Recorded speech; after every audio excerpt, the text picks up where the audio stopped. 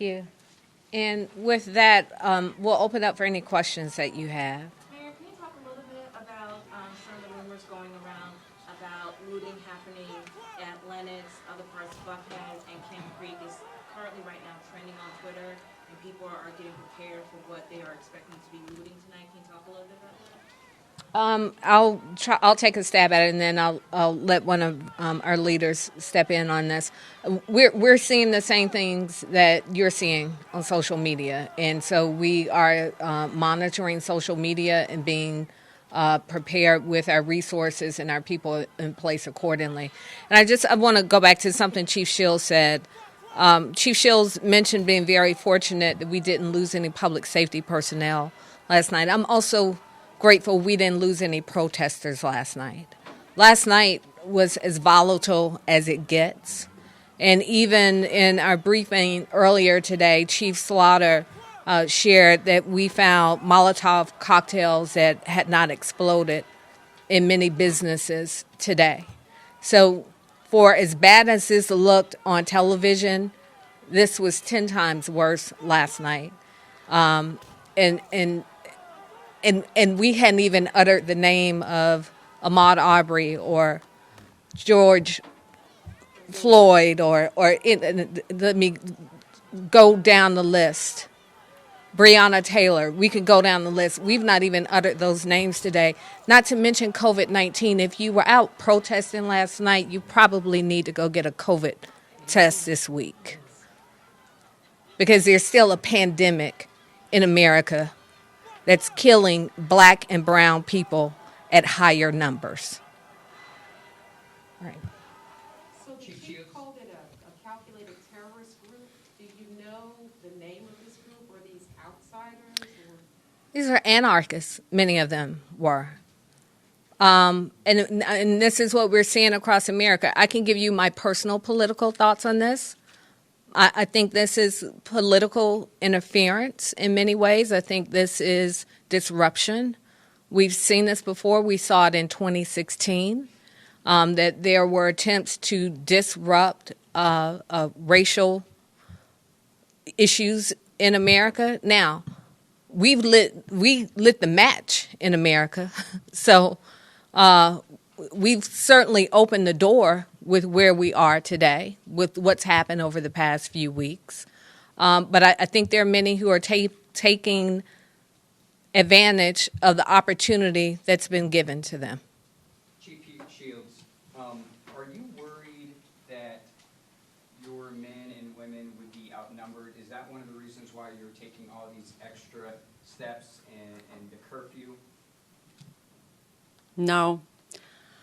I think that the curfew is useful in this for the reasons I stated, and that is it allows us to better zero in on those individuals who are out to commit criminal activity. And, you know, the protests were fine. I mean, we're used to it. I don't mind working it.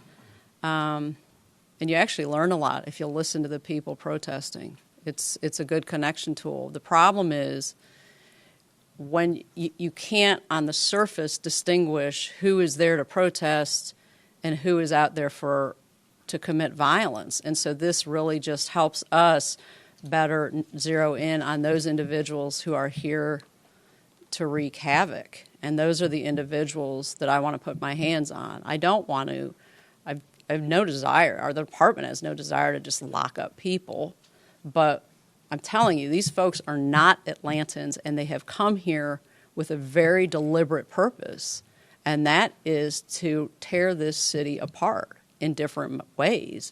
And it just makes it easier for us to see who is out there if we don't have other people milling with them, if you don't have people driving around in cars, filming things. So it makes it visually more manageable. Chief Shields, can we ask you about, do you know of any specific group names that you guys are looking for? Or if somebody's out there maybe trying to protest today, we're getting reports of these protests, what should they be looking for to say maybe this is not somebody I want to be walking with? No, I think the mayor nailed it. It's anarchist. You don't need a formal name for it. They have an end game that they're focused on, but now the label of who they are and who they're associated with is the behaviors that are consistent and you can track across various cities.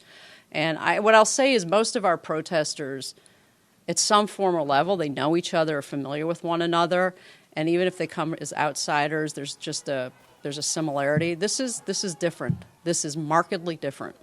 Can Yep. you talk to us about the specific intelligence that your folks are looking into that you believe that some sort of threat is imminent? I don't think that a threat is imminent. I think that the behaviors exhibited by those individuals last night are indicative of the lengths they will go to wreak havoc. And we have an obligation to step forward, match them in their game, and beat them. Chief, do you mind talking a little bit more about the curfew? Can you just give some specifics of it? Sure. Because for people who are like, does this mean I can't go out for a walk tonight and I'll get picked up? What is it exactly? So let me say to you, we have no desire just to mess with people and say, hey, there's a curfew, you need to be inside.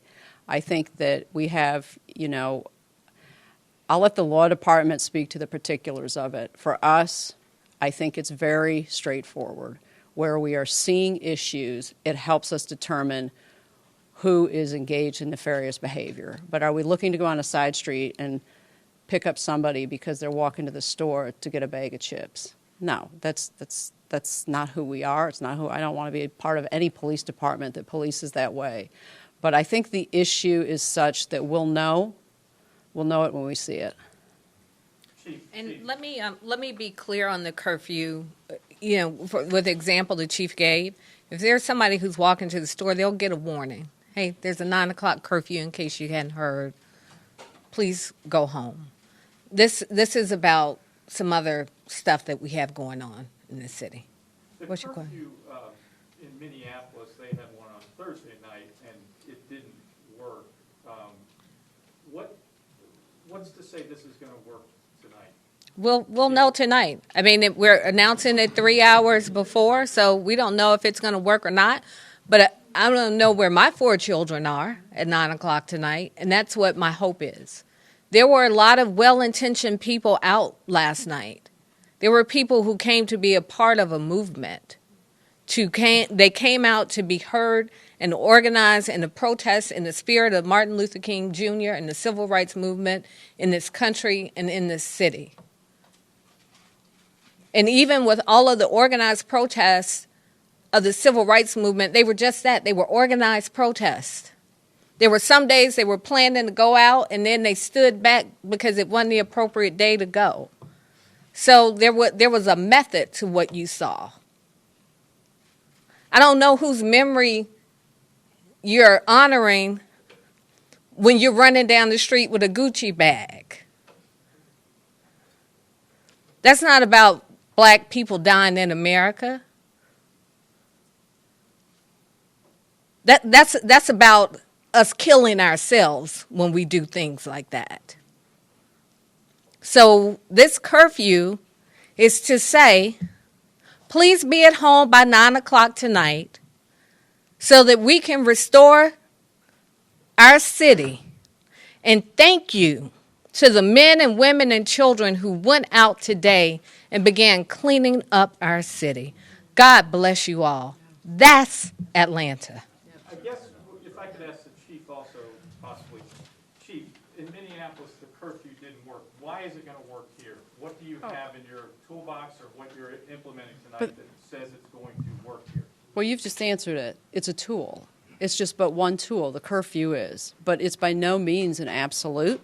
I mean, so I think I think it'll help us and simplify in some of the areas and how we execute, but it's just a tool. It's not a solve-all by any stretch of the imagination. So it's another layer that we're able to add on to help us with what we're trying to accomplish. Chief, the individuals that were arrested yesterday, last night, were they mostly from the Atlanta area or from out of state? I haven't.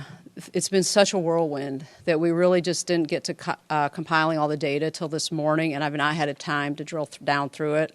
I've been in communication with the FBI and the GBI because we want to look very closely at those individuals we arrested. And I've not had. I glanced at some of it when it was coming in last night, and what I was seeing was out of state, but I haven't looked at enough of it to comment on it accurately. But we will certainly provide that once we're sure that we have it compiled properly. Was there a moment last night where you realized that this was an escalation, was more than what was the moment for you when you realized this was more than just a protest at that time? I sensed it when I was watching it, and I walked into the crowd because what I could sense was the officers were not accustomed to having the protesters breach them and challenge them in the manner they were. And so there was that feeling of how do we push them back, and it was too soon. It was getting escalated too quickly. And we needed to just stop and breathe and get a feel for the landscape. And so I think that was my first indication that the tenor was different. And then an hour into it, I don't know how long I was in there, when I saw a couple of the behaviors that were going on. And to the mayor's point, we are very fortunate a protester wasn't injured or killed, because what they did is on multiple occasions they started stampedes. And people just panicked and ran. And it was really, I was very grateful that we didn't have younger children. Sometimes at our protests we have kids, and I was glad we didn't there. But once I was in the middle of it and I was seeing some of the behaviors that were being exhibited, it became very clear that this was a different group of individuals we were dealing with. Thank you. I'll just say this. There was also a very visible component to it. This is Atlanta. And Chief Shields made the point we met earlier. There's a racial component usually to protests in Atlanta. It's usually 90% African American, 10% white. This was 50-50 last night. It struck me when I looked at the screen. I noticed it immediately, and I know I'm not the only one who did. This is not to make assumptions about who lives in Atlanta. This is just in comparison to the protests that we have had in the past and what they look like and on top of what they feel like. Mayor Bonds, were you able, we heard you last night, you were incredibly emotional. Were you able to go out today and survey the damage and just what went through your head when you were looking at your city? You know, I had to watch it again. I didn't remember I didn't know what I said last night. And that was very much from my heart last night. You know, I've been in Atlanta my entire life, with the exception of a couple of years as a kid and going away to college. So Atlanta is always going to look and feel like Atlanta to me, even on its worst day. Because on the worst day in this city, I know there's a better day that's coming. And that's what it felt like to me. And when I saw the people out today cleaning up our city and our crews were out there, that felt like Atlanta to me. And what I wanted more than anything was us to get back to the conversation that we were having, that this was all about. This shouldn't have been about us talking about police cars burning and buildings being vandalized. This is about lives being lost. And we've said it before, we don't have a perfect police department. Even with our last shooting in Atlanta, we immediately took our officers off of the federal task force because they wouldn't allow our officers to wear body cams so that we could have footage of what happened with our officers. This is a decision that Chief Shields and I talked about, and Chief Shields came back and said it's the right thing for us to do. That's what happens in Atlanta. And so what it felt like to me today was we are the city that cities across this country only wish that they could be. Which is why last night I said we're better than this as a city. and we're still better than this as a country. Thank you, everybody. All right.